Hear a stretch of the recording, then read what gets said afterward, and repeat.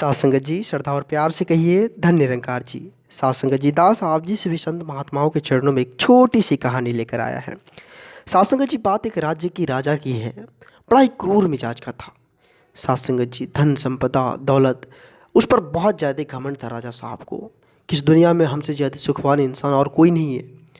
सात संगत जी राजा साहब की इस दुर्दशा के कारण, अपने घमंडपन के कारण सात संगत जी राज्य के जो भी लोग थे, नगर के लोग थे, वो काफ़ी परेशान सा रहते थे कि राजा साहब का यह मनोदिशा कब चेंज होगा, कब बदलेंगे।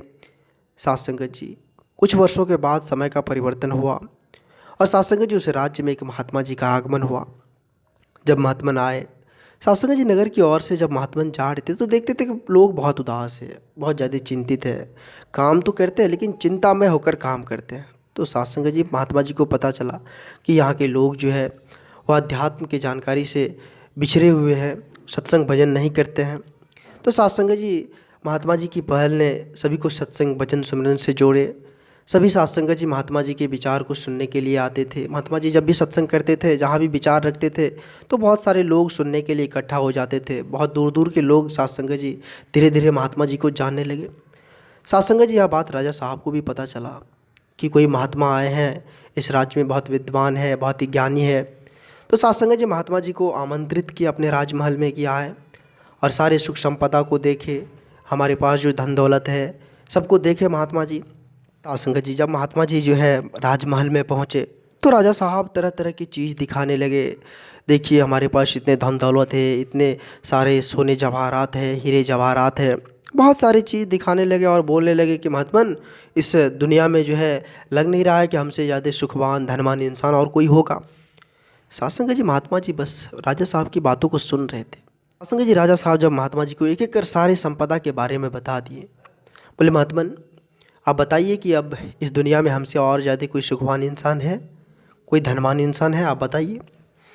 तो सात संगत जी महात्मा जी बोले कि आप जितने सारी धन दौलत हमें दिखाएं, यह सुख नहीं है, इसको हम सुख नहीं कह सकते, यह भौतिक है। कि महाराज आप सुख को तब प्राप्त करेंगे जब आपके अंदर आत्मज्ञान होगा, जब आप अध्यात्म का बोध आपके अंदर होगा, आप आध्यात्मिक चीज़ को जानेंगे, फिर आप सुख को प्राप्त कर सकते हैं। यह जो आप महल अटारी दिखाएं, यह जो सोने हीरे जवाहरात आप दिखाएं, यह सुख का कारण नहीं है। सुख तब होगा जब आप उस तत्व को जानेंगे, उस सत्य से आपका परिचय होगा।